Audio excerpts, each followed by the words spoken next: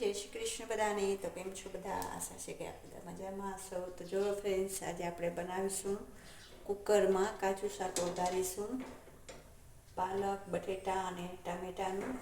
તો તમે જોઈ શકો છો કે અહીં આપણે પાલક છે, બટેટા છે અને ટામેટાને સુધારી લીધા છે. આ છે કઢી પત્તા વઘાર માટે.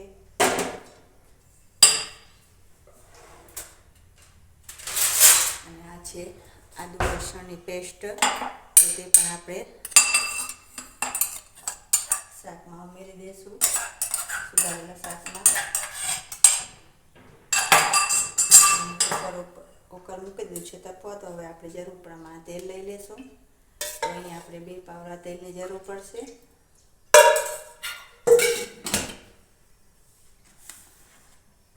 તેલ ગરમ થાય એટલે આપણે નાખીશું રાઈ, જીરું, સૂકી મેથીના દાણા અને તેજપત્તા નાખીશું અને 3 થી 4 મરી નાખીશું.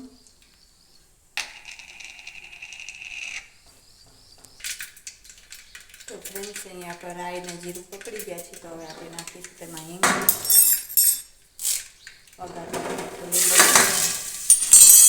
સમારેલું શાક છે તે થોડી વાર આપણે ઢાંકી દઈશું.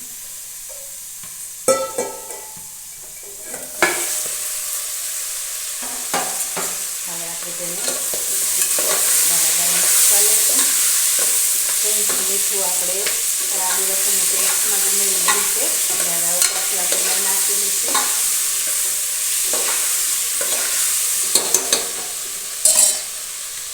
તમે જોઈ શકો છો મસ્ત એવો આપણો વઘાર થઈ ગયો છે. હવે આપણે તેને ઢાંકી દઈશું. થોડી વાર માટે તેને સીજવા દઈશું. આપણે વચવચમાં આપણે લાવતા રહીશું. આપણે થોડી વાર માટે તેને સાંકળી લઈશું. કરીને આદુ લસણની પેસ્ટ ને એ પણ સરસ સંતળાઈ જાય બટેટા અને પાલક ભેગી.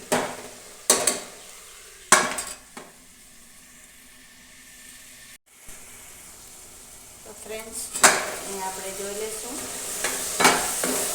સરસ શાક ફૂટી ગયું છે.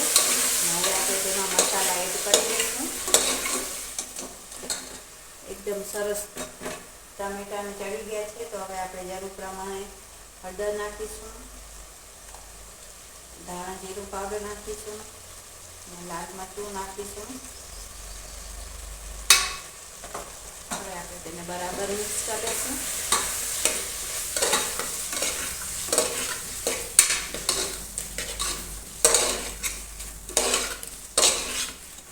ફ્રેન્ડ્સ, તમે જોઈ શકો છો કે કેટલો મસ્ત કલર આવ્યો છે શાકનો. જો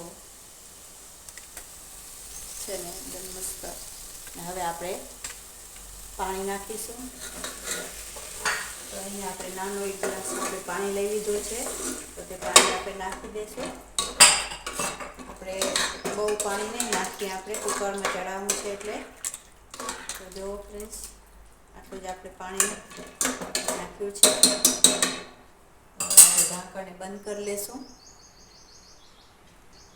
અહીંયા આપણે ઢાંકણ બંધ કરી દીધું છે અને સીટી દાઈ દઈશું. આપણે 2 વિસલ વગાડીશું. 2 વિસલમાં આપણું શાક બનીને તૈયાર થઈ જશે ફ્રેન્ડ્સ.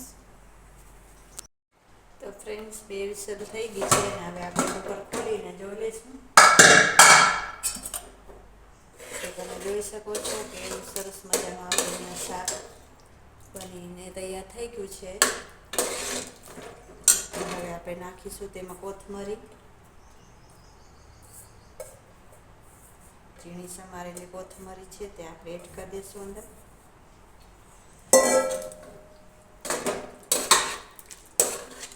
આપણે બરાબર મિક્સ કરીશું. તૈયાર છે આપણું બટેટા, પાલક અને ટામેટાનું શાક. તમે જોઈ શકો છો ફ્રેન્ડ્સ કે કેટલું ઇઝીથી બની ગયું કુકરમાં અને ટેસ્ટ પણ સરસ છે. સુગંધ પણ મસ્ત આવી રહી છે. તો ફ્રેન્ડ્સ, આશા છે કે તમને મારો વિડીયો ગમ્યો હશે. તો મારી ચેનલમાં નવા હો તો લાઈક, શેર, સબસ્ક્રાઈબ કરવાનું ભૂલતા નહીં. જય શ્રી કૃષ્ણ બધાને.